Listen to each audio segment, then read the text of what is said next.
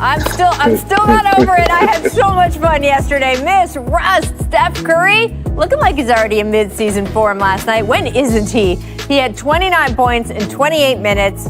Zach, I'm never surprised that Steph doesn't show rust, but are you surprised he was able to move and get to his spots as easily as he did? Hell no. Steph Curry is Steph Curry. He trains hard. He trains all his crazy dribble moves. He's got the strobe lights, the tennis balls. He's going to come out on fire. Look, Rachel, I'm right there with you and Zach. He's in mid-season form. When you have a guy that's a gym rat like Steph Curry that had to be away for a year from the game, he came back and he's on the mission. He got the new hairdo with the braids and the fade. He's already green-eyed. I call him the green-eyed assassin, light-skinned from the Bay Area, and he's ready to put on the dope. Make royalty. Check out Dwayne Sutton catch a body on this dunk. Right? This is a fun game to watch all the way through. And later in that same game, if you have the internet, you have seen it, Kyle Guy making that game-winning three.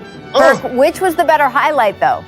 Game winner or the dunk? Look, since I got dunked on so much in my career, Rachel, I'm not going to go with the dunk. I'm going to go with the game-winning Kyle Guy. He's one of my favorite players, and now he's going to be my favorite player on the Sacramento Kings. Nice.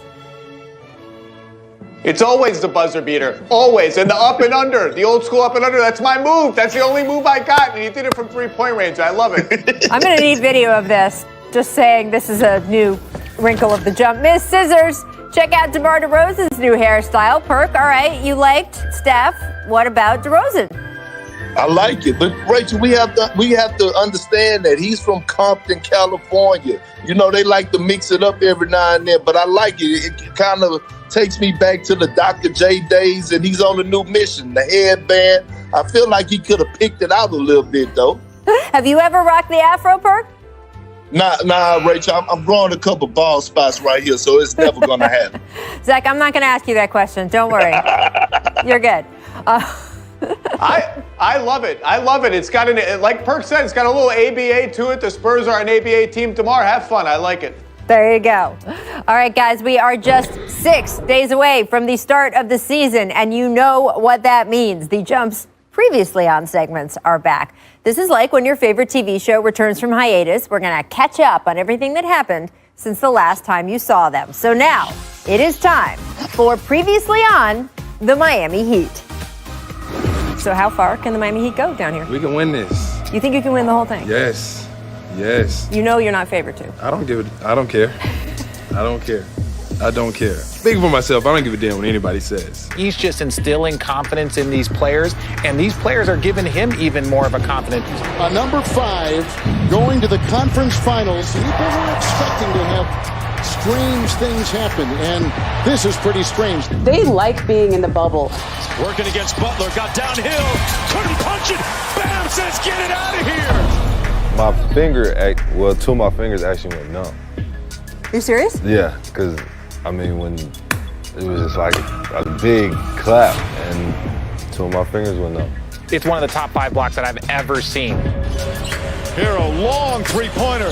Bang! Tyler Hero from way downtown. So you know what the internet did with that snarl, right? Yeah. I seen a whole bunch of stuff. Jimmy Butler, simply amazing yesterday. He joined Jerry West and LeBron as the only players to have a 40-point triple-double in an NBA Finals game. Everybody remembers winning. That's it. I don't care how many points you score. All I care if you win or loss. We're going to learn from this. We're going to get better. We're going to come back. We'll be back. What a run. Let's kick things off with the cliffhanger from last season. Zach, will the Heat be as successful outside of the bubble as they were inside of the bubble? Will they make the finals? Yeah. I don't know, but I think they will be just as good of a team. I believe in the Heat. The bubble was not a fluke. Look, is Goran Dragic going to play out of his mind all season? I don't know. They might miss Jay Crowder, but Mo Harkless will help. Avery Bradley is going to be a little sneaky important piece for their team. Tyler Hero will get better. Bam will get better. I believe in the Heat. I think the Heat are going to be right back in the mix to win the East. I don't think they're just sort of a run-of-the-mill 4, 5, 6 seed. I think they're really, really good, and they're going to be right back in it. They fear nobody. Well, Rachel and Zach, y'all know how I feel about them goons from Dade County, and I was rocking with them last season. Yep. But the fact of the matter is that the East have gotten better with KD and Kyrie coming back, with Milwaukee adding Drew Holiday, and then you throw in the Wizards. Okay, do not sleep on the Washington Wizards, please. I like the makeup of their ball club, and you look at Philly. It's going to be hard for Miami to get back to the finals, but I do see them going to the second round. Perk, the people of my native D.C. area, thank you, because do not sleep on the Washington Wizards is just not a sentence we hear very often, ever, in the NBA. The plot twist for the Heat, let's get to that. Signing Bam to an extension worth at least $163 million. They had the option of trying to kick the can down the road for a year, would have left them a little bit more flexibility next offseason, but instead they showed Bam how important to them he is. But does the deal put added pressure on Bam, Kendrick? No, not at all. Bam is a guy that you can't teach what he already has. He has a unique skill set on the offensive end. He's everything that you want in a big man in today's game. He's a lob threat at the rim. He's a hell of a passer. He's able to set great screens. He also has a nice 15-foot jump shot around the mid-range. And on the defensive end, Bam is a guy that could possibly be in the defensive player of the year conversation, the way that he's able to switch 1 through 5 pick and rolls, protect the basket. So with Bam, he doesn't have to do anything more than he's been doing. Perk nailed it. Bam didn't get this contract by chasing points. He didn't get it by chasing numbers. He didn't get it by caring about his stats or all the things we think about when we wonder, is the guy going to be worried about living up to his contract? Bam got this contract by playing to win, period, by trying to help his team win. All he has to do is play the exact same way he's always played, and I agree with Perk. I think we're going to see more of his jumper because I think that's coming. I think it's going to be a good weapon for them late in possessions. But Bam, he's the last guy you're going to have to worry about playing up to the contract, caring about his numbers. He just wants to win. Zach, long as he's shooting the jumper like you be doing in LA Fitness, he'll be just fine. Zach told us in the last segment he's got to move, so I'm just waiting to see it on camera. Here are the games that Heat fans will need to binge watch this season. In the first half, we are all pumped for their Christmas Day showdown with Zion and the Pelicans. Then they start their Eastern Conference gauntlet with the Bucks, Celtics, and Nets, all within a 30-day span. So, Zach, which East team do you think poses the toughest matchup for the Heat?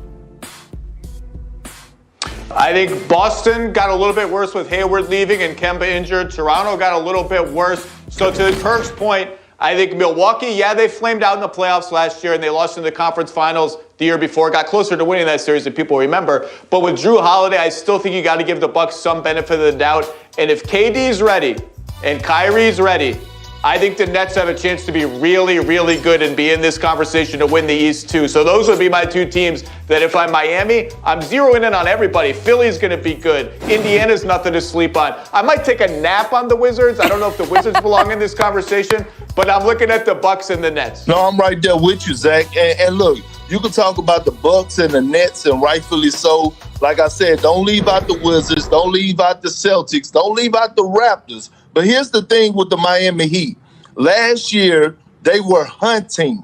This year, they're going to be the hunted. Teams are going to come in, and when it's time to play them, they're going to be getting that night of sleep because they know that they have a tough task. So every game for the Heat is going to be battle-tested. They're going to have to strap their boots up because teams are going to be coming for them, especially the Milwaukee Bucks, because they want their revenge.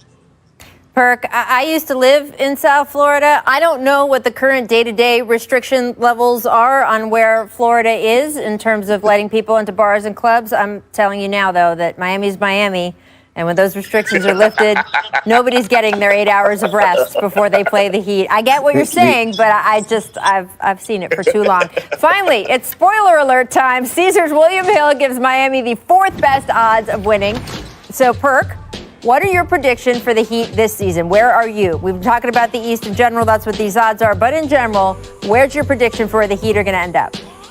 Oh, it's hard to say because I got so much love for the Goons, but I don't see the Miami Heat getting past the second round, Rachel. I'm sorry. And by the way, the Heat could be just as good a team as